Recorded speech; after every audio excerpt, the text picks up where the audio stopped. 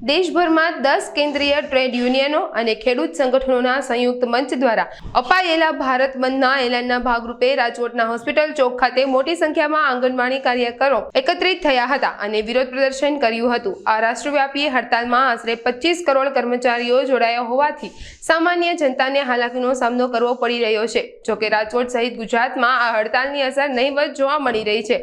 રાજકોટ સહિત રાજ્યભરની એક પણ આંગણવાડી આજે ખોલવામાં આવી ન હતી અને વિરોધ પ્રદર્શનમાં મોટી સંખ્યામાં આંગણવાડી કર્મચારીઓ ઉપસ્થિત રહ્યા હતા। મારું નામ ચેતનાબેન છે, આંગણવાડી કાર્યકર છું। આજે અમારી રાષ્ટ્રવ્યાપી હડતાલ છે કે જેમાં સરકારે પોષણ ટ્રેકરથી અમે આજે કોઈ આંગણવાડી ખોલેલા નથી અને પોષણ ટ્રેકર સદંતર આજે બંધ કરેલું છે, કારણ કે સરકારે અવારનવાર અમે એને રજૂઆત કરેલી છતાં સરકારે અમારા કોઈ પણ પ્રશ્નનો જવાબ આપેલો જ નથી। તો એ બાબતે આજે અમે બધા ભેગા થઈને હડતાલ પાડી છે।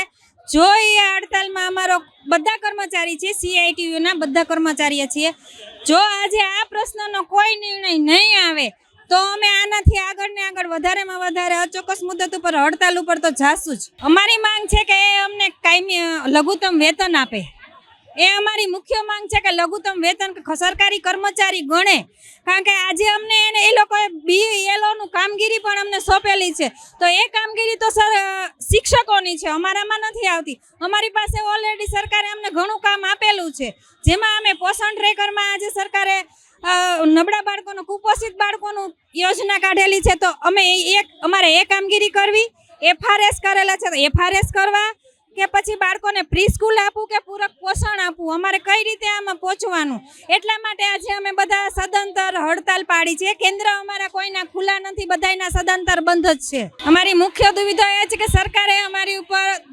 વધતી ને વધતું કામ વધારી જાય, કામનો બોજો વધારી જાય છે અને અમને લઘુત્તમ વેતન આપે, કાયમી કર્મચારી ગણે, અમારો મૂળ મેદો આ જ છે। આજે બધા આખો રાજકોટ જિલ્લો ટોટલી છે, આંગણવાડી વર્કર, હેલ્પર અને આશા વર્કર બધા બહેનો છે કે આજ બધાને એક જ આજ બધા પ્રશ્ન છે કે સરકાર દિવસે દિવસે કામગીરી વધારે જાય છે, તંત્ર સાંભળતું જ નથી। આજે અમે ઘણા ટાઈમથી આજ એક જ વાત કરી છે, આજે મોબાઈલની અમે મોબાઈલ 2022માં માંગેલા છે તો આજ સુધી અમને મોબાઈલ પણ નથી માંગ્યા। હવે તંત્ર ઉપર અમને સદા વિશ્વાસ જ નથી અને સરકાર ઉપર વિશ્વાસ જ નથી। સરકારને કામ આપવું છે પણ અમારી કાંઈ પ્રશ્ન સાંભળવા નથી। અત્યારે હાલની તકે અમે કામ કરીએ છીએ તો અમારા ઘરના મોબાઈલમાં કામ કરીએ છીએ, આ કોઈ એની રીત ન કહેવાય। કાં અમને કાયમી કરે અને કાં પછી અમને એનો કોઈ પણ સોલ્યુશન આપે।